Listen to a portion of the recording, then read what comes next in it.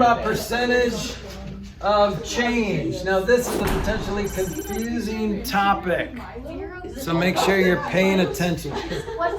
Percentage. Oh, I thought it said 0. Percentage of change. Hey guys, we're moving on. We're not talking about a certain person anymore. Okay, percentage of change. Okay, this can be potentially confusing because, yeah, let's just do some examples. We'll just get right into it.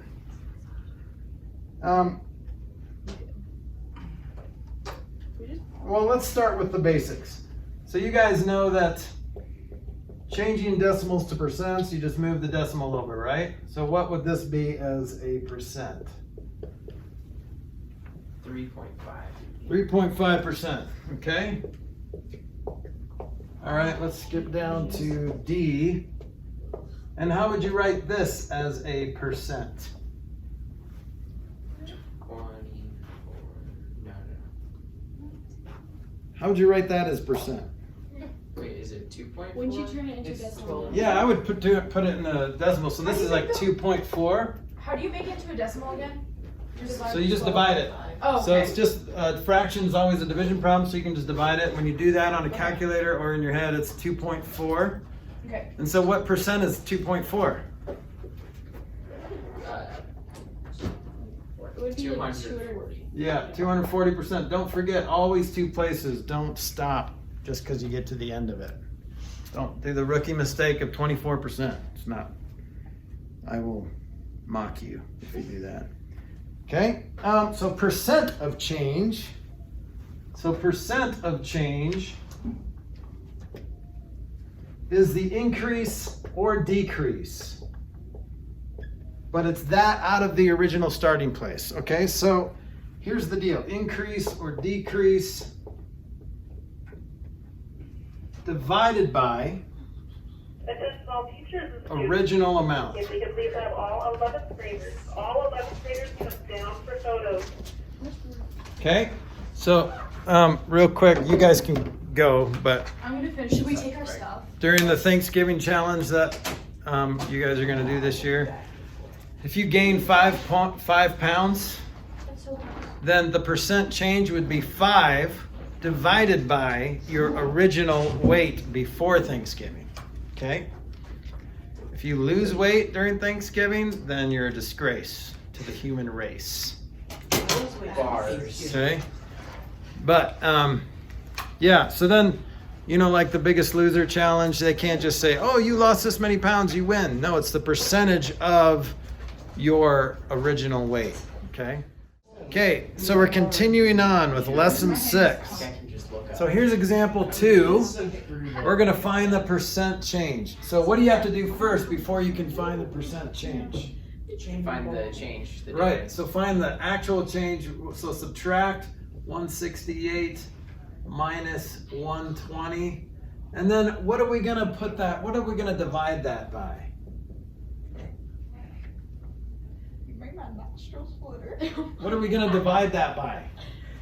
Probably a number. 100. No. What are we dividing it by? So what's the original amount? 120. 120. So, boom. Okay, so how many times is 48 or 120 going to 48? It's 0.4. So, 40%, right? Okay, let's do this. What am I subtracting? 6 minus 5.1. Now what am I dividing by in this one? The original number. Still 6, even though it's going down. It doesn't matter which direction it goes, the original amount is the original amount. So this is 0.9 divided by 0.6 or by 6, and that's 0.15 or 15%. Sorry, I just wanted to make sure I got it all, at least on video. All right, and then determining the new amount. Here's example 3. So 58 is decreased by 70%. So does that mean you find 70% of 58 and that's your answer?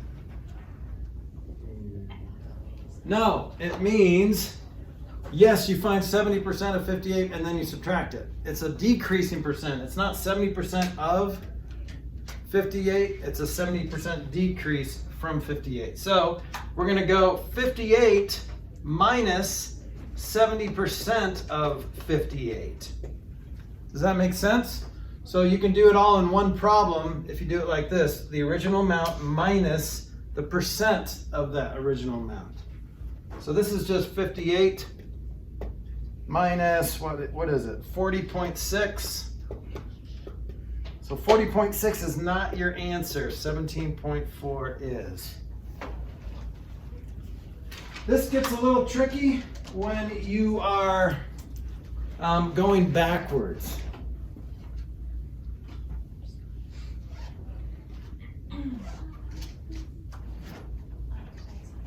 Okay, if you can understand this one, then you're good. Okay, this is example 5. And this is the marked up price. So you marked up a price, marked up price.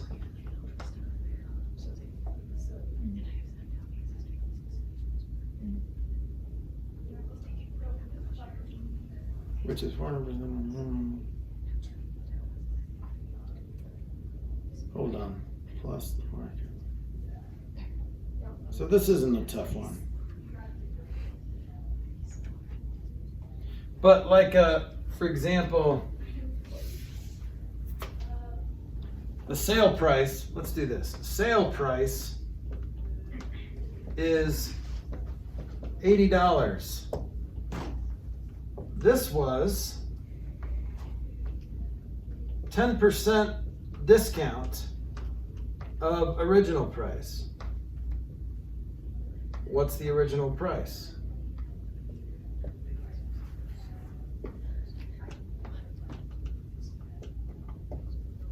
What's the original price? I remember. I remember this being because confusing, right? How much I don't remember how to do that. Okay, anyone know how to do this? Nope. Okay, because, well, the knee-jerk reaction would be, okay, it was discounted 10%, and now it's $80. So what's 10% of 80 is 8, so 80 plus 8 is 88, right? No, because it's 10% of the original. So you have to do something like this. You have to say the original price, so 10%, so minus 10% of the original price equals 80. Okay? So 1 minus 0.1 would be 0.9 of the original price equals 80. You divide both sides by 0.9. Wait, where'd you get the point? Hey, where'd you get the point? Okay, because this is 1p minus 0.1p, right? So the full price minus 1.1p. So what's 80 divided by 0.9? Well, that's 800 divided by 9, which is 8.8 repeating, or 8 point, so it'd be $88.89. Okay, there's an easier way to do this. I'm gonna do, when you don't know, tic-tac-toe, okay? So we got this, we've got our percentage column, we've got our dollar amount, we've got our old, original, then we've got our change, then we've got our new. So percentage-wise, the old is always 100%. It's a 10% discount, so we're gonna subtract 10. Now we've got 90%. So the old, that's what we're trying to find. We know the new one, it's 80. So now we can do a little copy, or a fish method, and do it that way. Here's the easy way to think about it. When you have a 10% discount, then that's just 90% of the original price. Does that make sense? So a 20% discount would be 80% of the original price. So it's a lot easier to say this. It's a lot easier to say, well, $80 is 90% of the price, right? So $80 is 90% of the price. So let's translate that into an equation. 80 equals 0.9. How do you say of in math?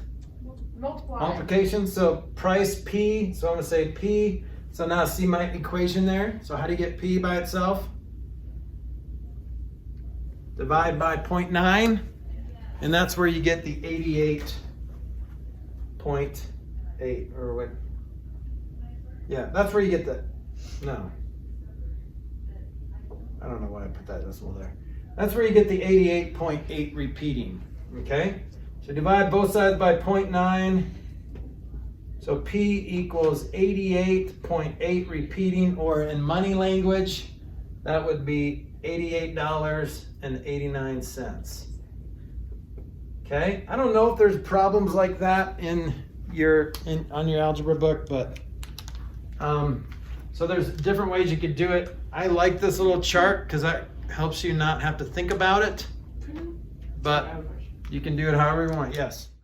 Flack math, give me some math and I'll give you some flack.